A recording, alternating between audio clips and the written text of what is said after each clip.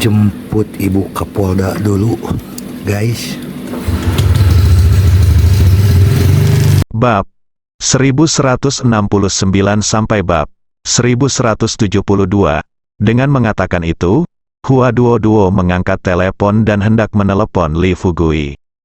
Li Fugui tidak ingin meneleponnya, tetapi dia memutar telepon. Melihat nomor telepon yang dikenalnya, Hua Duo mengatupkan gigi peraknya. Tanpa berpikir terlalu banyak, dia mengangkat telepon.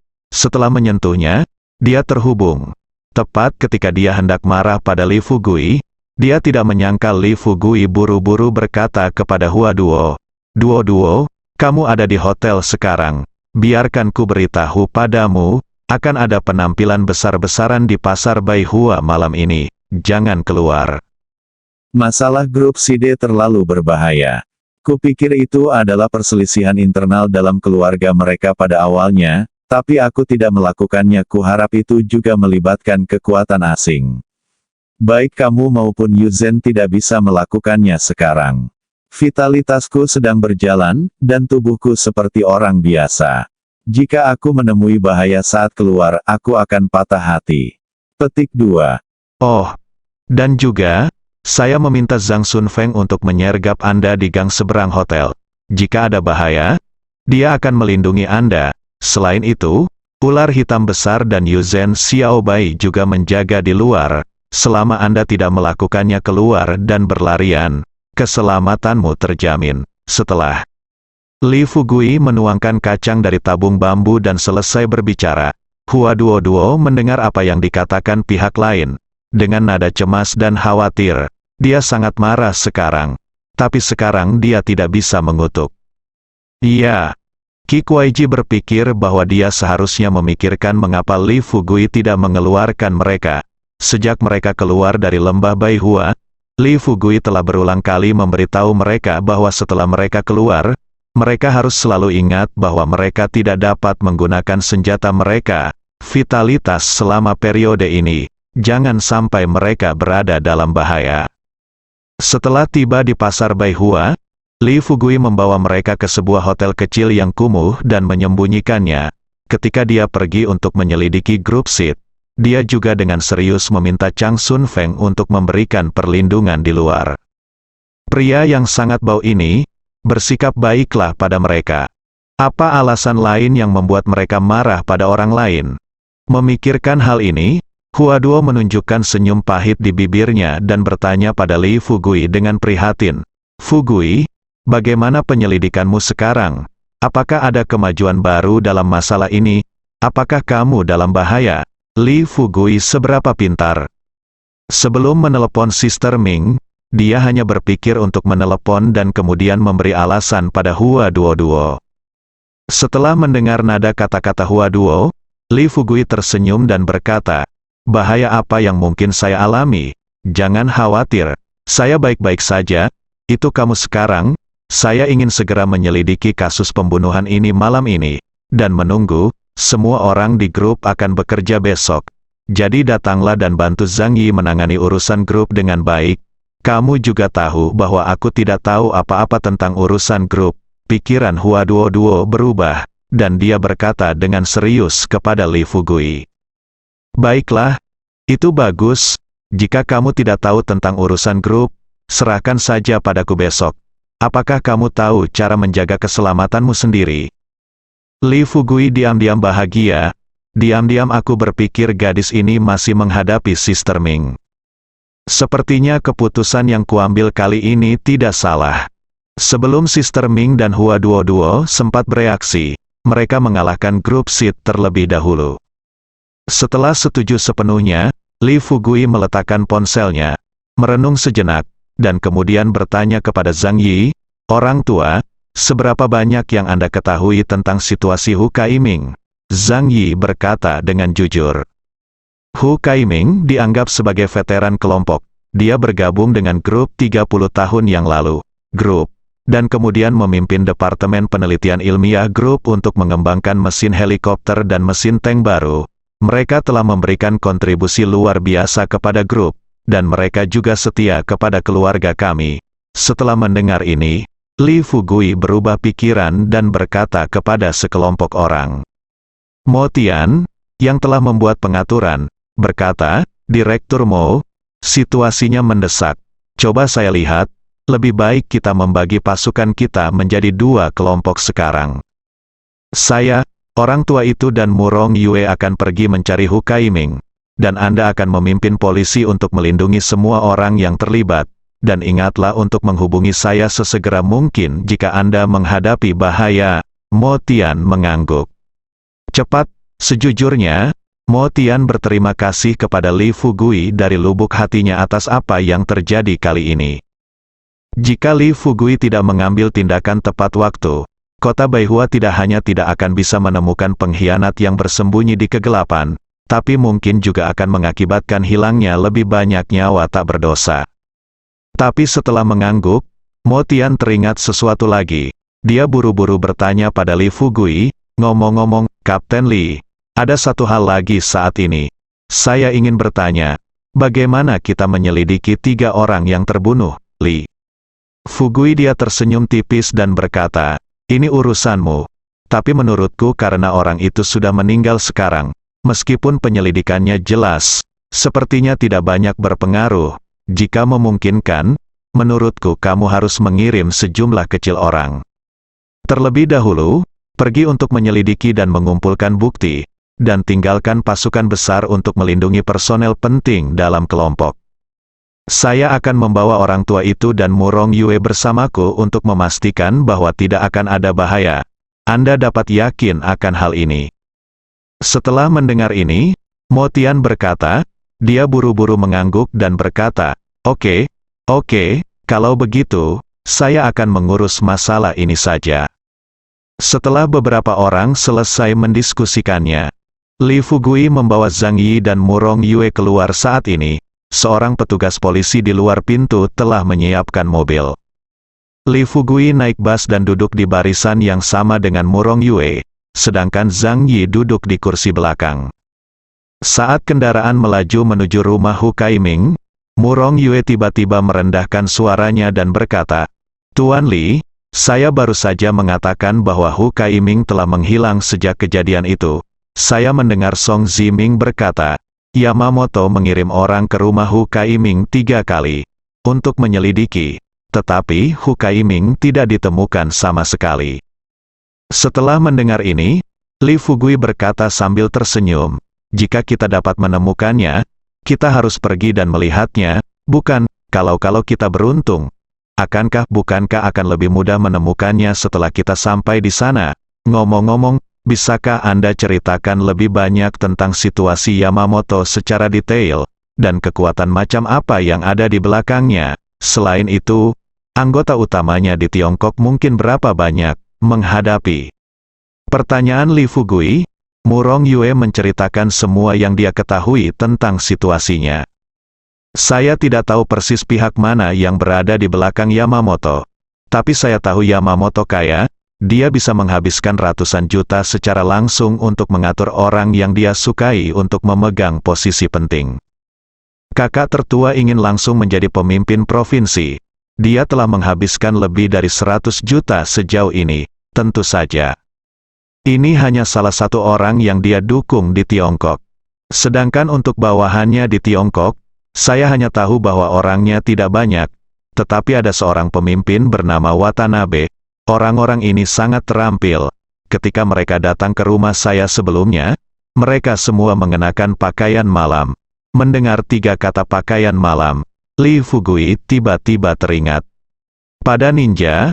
Begitu ide ini muncul, Li Fugui tidak bisa menahan tawa. Haha, seorang cucu kura-kura membawa sekelompok kura-kura dan ingin membuat gelombang di Tiongkok. Bukankah ini mencari kematian? Zhang Yi berkata dengan sedikit gelisah saat ini, adikku, menurutku lebih baik kamu lebih berhati-hati tentang masalah ini. Jika orang-orang ini benar-benar ninja, kekuatan mereka tidak bisa diremehkan. Li Fugui pernah mendengar seseorang berkata sebelumnya di negara Jepang yang paling kuat adalah para ninja. Sayangnya saya belum pernah melihatnya sebelumnya. Dia tidak menyangka kali ini ketika dia datang ke kota Baihua, dia akan cukup beruntung bisa bertarung dengan seorang ninja. Haha, jangan khawatir, Pak Tua. Meskipun aku belum pernah melihat orang-orang ini, menurutku sekelompok bocah nakal bukanlah sesuatu yang istimewa. Kan, jika mereka benar-benar tidak tahu harus berbuat apa kali ini, aku akan meluangkan waktu untuk melakukannya. Pergi dan bunuh mereka semua. Bukan tidak mungkin untuk menghancurkannya. Ini bukan bualan Li Fugui. Satu-satunya orang di dunia yang dapat dibandingkan dengan prajurit Tiongkok kuno mungkin adalah vampir Yingjiang. Ketika para pejuang kuno berlatih sampai tingkat tertentu, mereka bisa menjadi abadi. Hal yang sama berlaku untuk vampir, tetapi vampir seperti menjalankan program dengan bug. Untuk mempertahankan keadaan abadi mereka, prajurit kuno dapat menggunakan vitalitas sebagai pendukung, tetapi vampir hanya dapat mengandalkan darah. Beberapa orang pernah bercanda sebelumnya bahwa metode latihan Tiongkok menyebar ke luar negeri, dan orang-orang tidak beradab yang belajar berjalan di Handan gagal memahami esensinya dan menjadi terobsesi dengan metode tersebut. Tetapi orang-orang yang akhirnya menjadi gila ini mengira mereka telah memperoleh harta langka dan menganggap ini sebagai warisan mereka. Selain itu, bagi ninja, manusia serigala, Koshei, Del, di mata para pejuang Tiongkok kuno, mereka semua adalah sampah. Oleh karena itu, setelah Zhang Yi mengatakan ini, Li Fugui tersenyum dan berkata, "Tidak apa-apa, ada pepatah lama di daerah pedesaan kita, itu bagal atau kuda. Anda bisa mengetahuinya dengan membawanya jalan-jalan, sebagai kata pepatah, dia takut. Apa yang datang? Datanglah." Mobil melaju ke depan di jalan kurang dari 1 kilometer. Ketika Li Fugui melirik ke kaca spion dari sudut matanya, tanpa sengaja ia melihat mobil mencurigakan di belakangnya. Lihat situasi ini, Li Fugui tersenyum pada petugas polisi yang mengemudikan mobil dan berkata, "Apakah Anda melihat mobil di belakang Anda?" Petugas polisi itu melirik dari sudut matanya, mengangguk dan berkata, "Baiklah, saya mengikuti Anda 10 menit yang lalu." Setelah mendengar ini, Murong Yue dan Zhang Yi menoleh dan melihat ke belakang. Melihat ini, Murong Yue adalah orang pertama yang berbicara, "Ini mobil Watanabe. Saya tahu itu." Setelah mendengar ini, Zhang Yi buru-buru mengeluarkan ponselnya. "Saya akan menelepon Direktur Mo sekarang." Li Fugui melambaikan tangan dan berkata sambil tersenyum, "Mengapa kamu memanggilnya sekarang? Sebuah mobil dapat menampung 6 orang di dalamnya sampai mati. Jangan khawatir, saya bisa mengatasinya." Petik 2. Setelah mengatakan itu, Li Fugui bersandar di kursi seolah-olah tidak ada apa-apa telah terjadi dan tersenyum kepada petugas polisi yang mengemudi, berkendara dengan tenang, mobil akan berhenti ketika sampai di gerbang rumah Tuan Hu. Pada saat ini, butiran keringat muncul di dahi petugas polisi tersebut. Jika dia punya mengetahui bahwa pergi keluar akan berbahaya, dia mungkin juga menolak untuk datang. Tidak apa-apa sekarang, jika mobilnya benar-benar diincar sekelompok ninja, nyawanya mungkin dalam bahaya. Kapten Li, apakah Anda yakin tidak ada bahaya?" Petugas polisi itu bertanya ragu-ragu. Li Fugui berkata sambil tersenyum percaya diri, "Jangan khawatir, pasti tidak akan ada bahaya." Dia menjatuhkan kata-kata ini.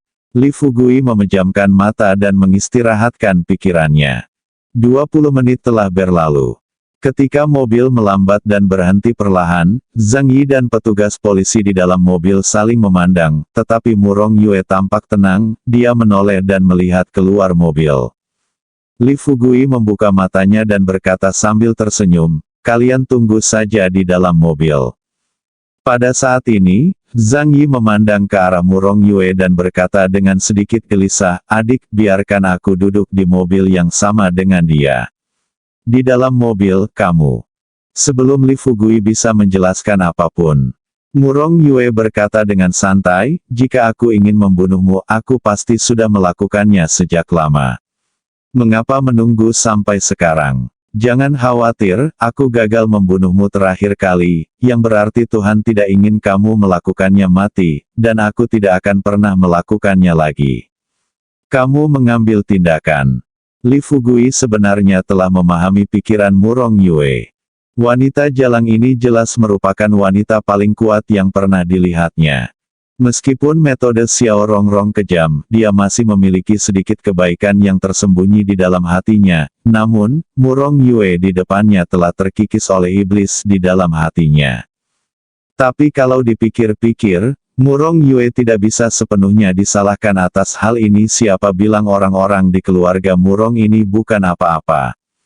Bahkan jika mereka memperlakukan Murong Yue sebagai senjata di tangan mereka, paling tidak mereka harus merawat senjata itu ketika tiba waktunya untuk merawatnya, bukan?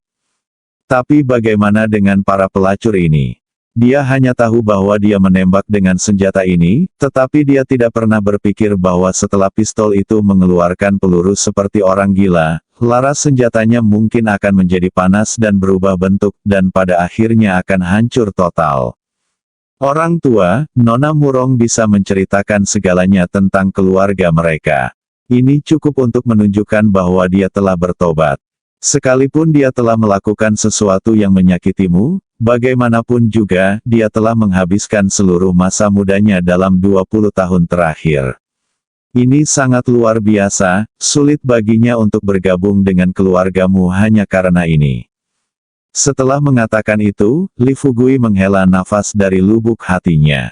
Kemudian dia membuka pintu mobil, keluar dari mobil dan berdiri di depan mobil. Sementara Li Fugui berdiri diam, Watanabe dan 4 orang yang dipimpinnya yang menyusul di belakangnya juga turun dari mobil. Seperti yang dikatakan Murong Yue, orang-orang ini semua mengenakan pakaian malam, dan wajah mereka ditutupi kain hitam, hanya menyisakan sepasang mata yang menatap Li Fugui. Sudut mulut Li Fugui sedikit terangkat. Ada sedikit rasa jijik di matanya. Watanabe berdiri di depan, memandang Li Fugui, lalu berkata terus terang, serahkan Murong Yue, kami akan mengampunimu. Li Fugui memasukkan tangannya ke dalam sakunya, tidak berkata apa-apa, dan memandang Watanabe dan yang lainnya sambil tersenyum, rakyat. Watanabe melihat ini. Tanpa berpikir panjang, dia melambaikan tangannya, dan 4 ninja kuat di belakangnya melemparkan anak panah dari tangan mereka. Li Fugui mengedarkan vitalitas dalam tubuhnya dan menggunakan vitalitas tersebut untuk membentuk penghalang di sekeliling tubuhnya. Anak panah itu terbang kurang dari 30 cm dari tubuh Li Fugui, dan sepertinya menabrak batu, mengeluarkan suara berdentang dan mengeluarkan banyak percikan api pada saat yang bersamaan. Anak panah itu mendarat. Watanabe dan yang lainnya terkejut. Li Fugui dengan cepat melangkah maju, tubuhnya seperti kilat. Dalam sekejap, dia mendatangi 4 ninja di belakang Watanabe. Kemudian dia mengulurkan jari-jarinya dan menyodok mata ke-4 ninja tersebut. Dalam sekejap, di depan pintu Villa Tuan Hu, teriakan seperti menyembelih babi terus berlanjut. Sebelum Watanabe sadar, semua air di mata ke-4 anak buahnya telah terkuras. Ke-4 pria itu menutupi mata mereka yang buta dengan tangan, berjongkok di tanah, dan mengeluarkan teriakan yang menyayat hati. Watanabe hendak berbalik, tapi Li Fugui sudah berdiri miring, mengulurkan lengannya, meletakkan tangannya di bahu Watanabe, dan berkata sambil tersenyum, Watanabe kan? Haha, senang bertemu denganmu, ini Li Fugui. Kulit kepala Watanabe mati rasa dan bulu-bulu di sekujur tubuhnya berdiri. Sejak datang ke Tiongkok, dia telah melihat beberapa guru yang kuat, tetapi ini adalah pertama kalinya dia melihat seseorang sekuat Li Fugui. Sebenarnya, memikirkan hal itu adalah hal yang wajar. Watanabe dan lainnya adalah serigala berbulu domba. Untuk mencapai motif tersembunyi tertentu, mereka sering bekerja sama dengan pemimpin lokal dan keluarga kecil. Dan keluarga-keluarga besar itu tidak suka bekerja sama dengan orang-orang seperti mereka. Karena itu, meskipun mereka telah ada di Tiongkok selama bertahun-tahun, mereka hanya melihat segelintir prajurit kuno yang benar-benar kuat, apalagi master tak terduga seperti Li Fugui. Hanya saja kali ini mereka mundur dan tanpa sengaja menendang pelat baja Li Fugui. Setelah mendengarkan perkataan Li Fugui, Watanabe tahu ada yang tidak beres. Dia menoleh dan menatap wajah Li Fugui. Di bawah lampu jalan yang redup, tidak ada jejak gelombang di mata Li Fugui. Dengan sedikit senyuman di wajahnya, mengulurkan tangannya, dan menyeka darah di tubuh Watanabe yang menempel di jari-jarinya saat dia menjulurkan matanya tadi. Tuan Watanabe, kenapa kamu melakukan ini? Bukankah baik jika istri dan anak-anakmu berada di ranjang yang panas di rumah? Apakah kamu harus datang ke sini untuk melakukan hal seperti itu? Melakukan ini, Li Fugui tidak berbicara terlalu cepat, tetapi setiap kata yang dia ucapkan seperti palu, memukul Du dengan keras. Hati Bian. Sejak awal misi, Watanabe sama takutnya seperti saat ini untuk pertama kalinya. Namun untungnya Watanabe memiliki semangat Bushido seorang ninja, ia menekan rasa takut dan cemas di dalam hatinya, ketika ia melihat Li Fugui terus menyeka darah di jari-jarinya, ia tiba-tiba berpikir dan mengeluarkan belati dari pinggangnya. Namun, saat ia menusukkan belati tersebut ke jantung Li Fugui meraih pergelangan tangan Watanabe, lalu tanpa ragu ia menyambar belati tersebut dan memotong tangan kanan Watanabe dari pergelangan tangan tersebut. Setelah telapak tangan mendarat di tanah, jari-jarinya terus bergerak. Saat Watanabe menunduk, dia melihat darah mengucur di sepanjang telapak tangan yang patah. Li Fugui mencengkeram leher Watanabe dan menyeretnya ke dalam mobil, sambil berteriak kepada petugas polisi di dalam mobil, buka tutup tangki bahan bakar. Petugas polisi itu tampak bingung. Pemandangan di depannya telah benar-benar menjungkir balikan pemahamannya tentang dunia. Ketika dia mendengar tangisan Li Fugui, dia seperti robot jarum jam yang tidak memiliki pikirannya sendiri. Dia hanya membuka tutup tangki bahan bakar seperti yang dikatakan Li Fugui. Li Fugui mendatangi tangki bahan bakar, mengulurkan tangannya, dan meninju, dan tiba-tiba sebuah lubang besar muncul di tangki bahan bakar. Bau bensin yang menyengat menyebar kemana-mana. Li Fugui meraih lengan Watanabe yang patah dan memasukkannya langsung ke dalam tangki bahan bakar. Setelah diwarnai dengan bensin, Li Fugui menarik lengannya. Setelah memanfaatkan situasi tersebut, ia mendorong Watanabe ke tanah, mengeluarkan korek api dari tubuhnya, menyalakan lengannya yang terkena bensin, dan langsung menyalakannya. Ledakan. Nyala api tiba-tiba terbakar. Watanabe yang jatuh ke tanah seperti ikan di talenan, tidak peduli bagaimana dia berteriak, dia tidak bisa melepaskan diri dari Li Fugui. Li Fugui memegang leher Watanabe dengan tangan kirinya, menekan lengannya ke tanah dengan tangan kanannya, dan menekan lututnya ke punggung Watanabe. Dengan senyuman di wajahnya, dia berkata terus terang kepada Watanabe, "Saya orang yang baik hati, bukan pelaku kekerasan. Untuk membunuh orang yang tidak bersalah, potong saja tanganmu. Jika terlalu banyak mengeluarkan darah, kamu bisa mati. Meski cara ini agak menyakitkan, setidaknya lenganmu nanti akan terbakar, jadi tidak perlu khawatir. Dia mengeluarkan banyak darah dan mati. Juga, jangan berteriak, kenapa kamu berteriak begitu keras? Bukankah kalian semua ninja? Ninja, kamu harus bisa menahannya. Kamu bisa, tidak tahan rasa sakit kecil ini. Kamu bilang kamu bisa. Apa yang kamu lakukan?" Zhang Yi menghirup udara dingin di dalam mobil. Petugas polisi yang duduk di kursi pengemudi mulai gemetar. Adapun Murong Yue, dia telah melihat kekejaman Li Fugui, dan sekarang dia hanya menatapnya dengan wajah pucat.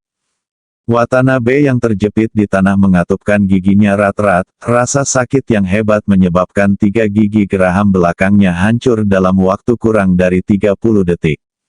Baru setelah telapak tangan yang patah itu dibakar menjadi arang hitam, Li Fugui meniupkan api yang membakar lukanya, lalu mengangkat Watanabe. Setelah melepas kain hitam di wajahnya, ia melihat bibir Watanabe memutih, kulitnya pucat, dan kesombongan awal di matanya telah lama hilang. "Bagaimana kabarmu? Bisakah kamu memberitahuku siapa yang memintamu datang ke sini?" Li Fugui bertanya sambil tersenyum.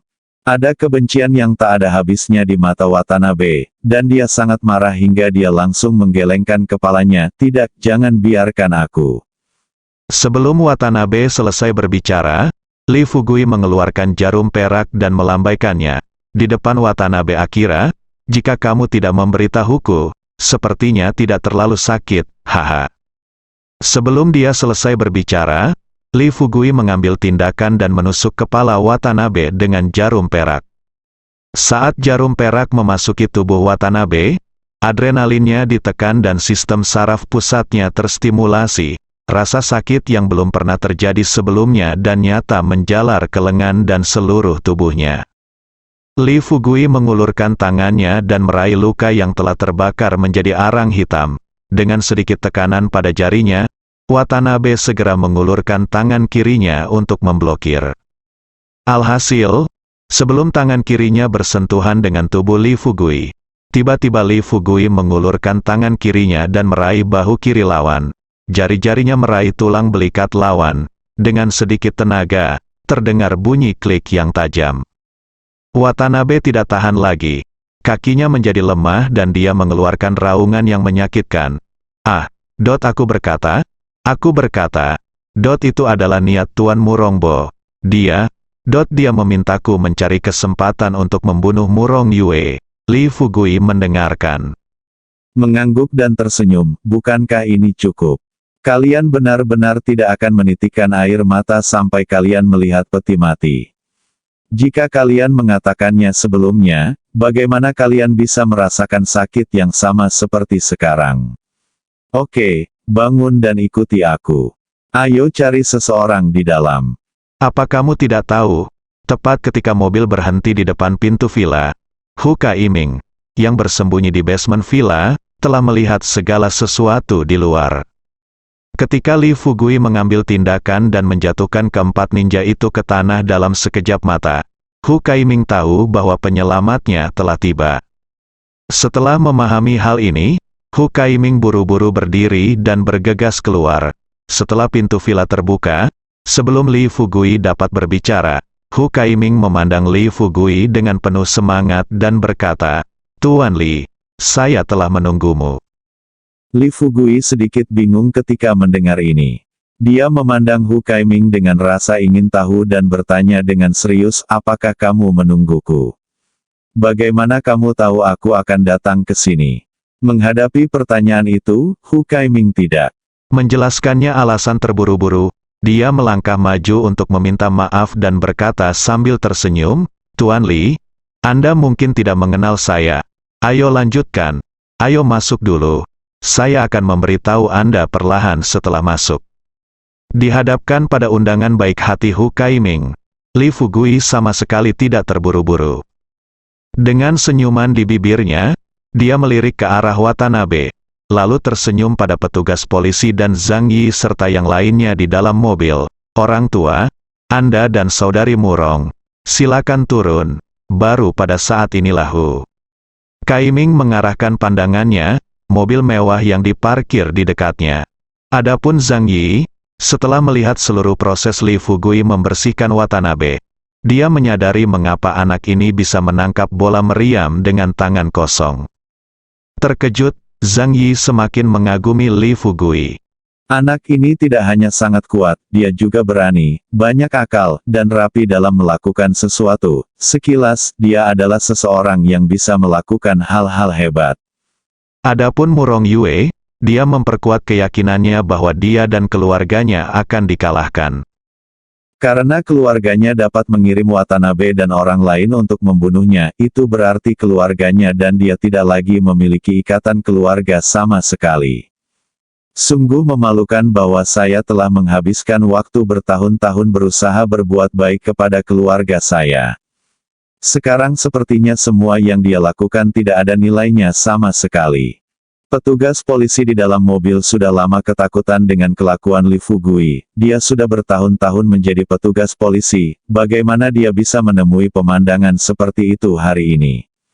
Melihat beberapa ninja yang mengerang kesakitan di tanah dan Watanabe yang tidak manusiawi, bibir petugas polisi itu bergetar, tangannya dengan erat menggenggam kemudi, dan dia jatuh ke dalam ketakutan yang tak ada habisnya untuk sesaat.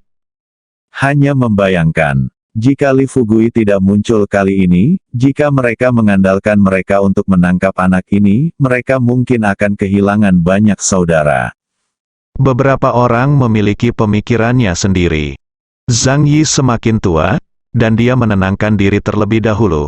Ketika dia melihat Li Fugui melambai, dia keluar dari mobil.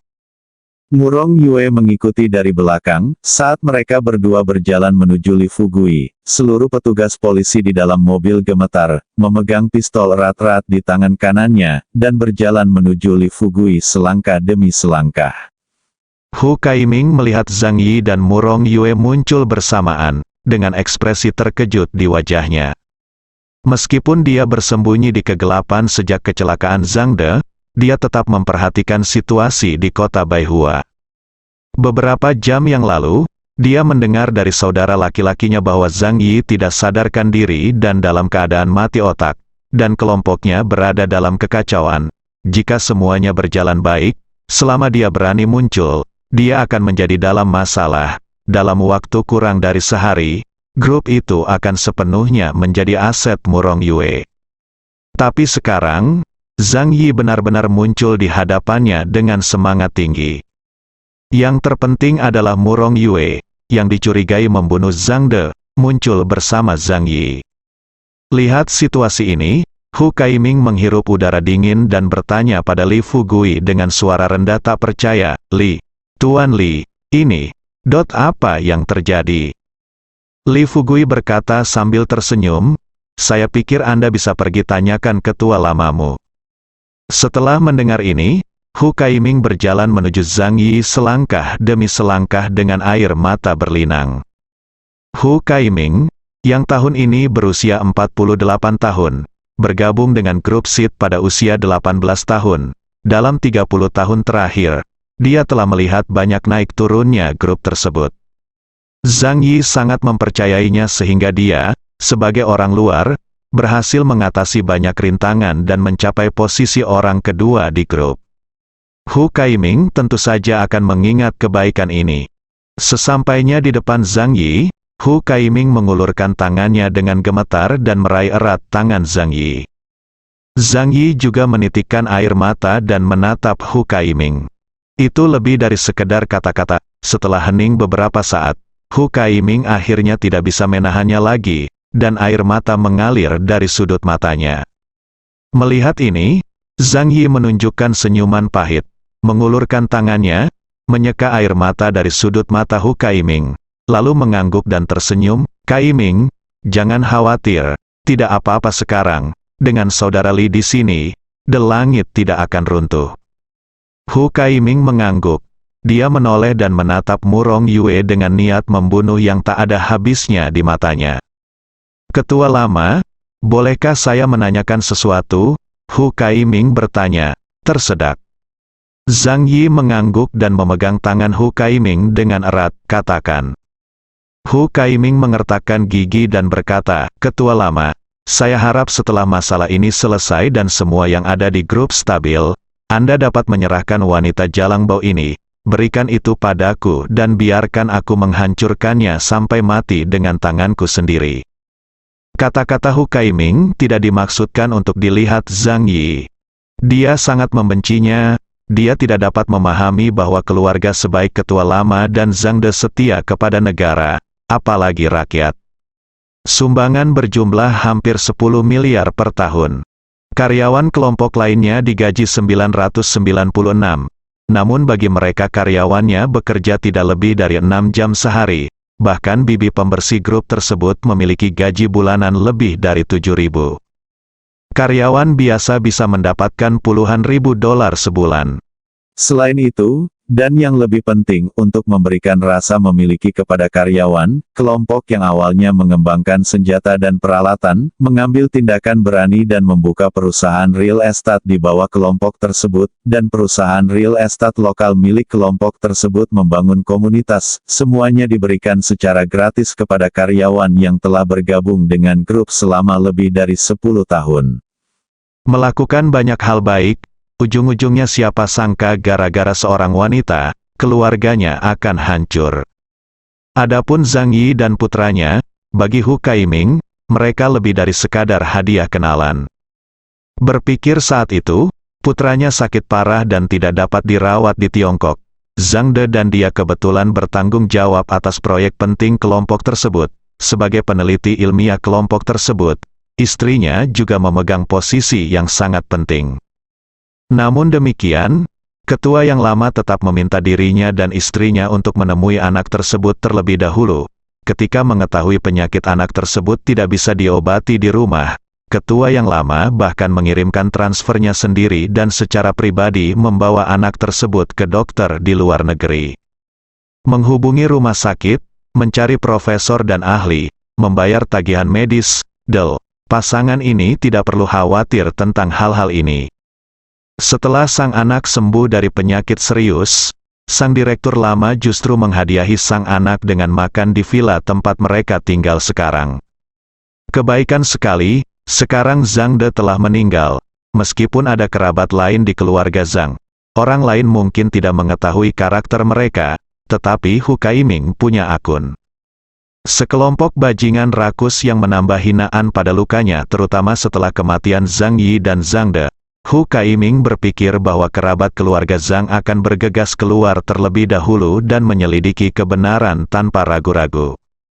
Namun siapa sangka, hingga saat ini, selain polisi memberikan perhatian khusus terhadap masalah tersebut, belum ada kerabat keluarga Zhang yang menunjukkan wajahnya. Dia bahkan mendengar orang mengatakan bahwa Murong Yue telah menghabiskan lebih dari $1 miliar setelah kejadian itu terjadi, dan berjanji kepada kerabatnya bahwa setelah masalah ini diselesaikan dengan baik, dia akan menyerahkan beberapa anak perusahaannya kepada orang-orang ini untuk mengurus mereka. Bersambung.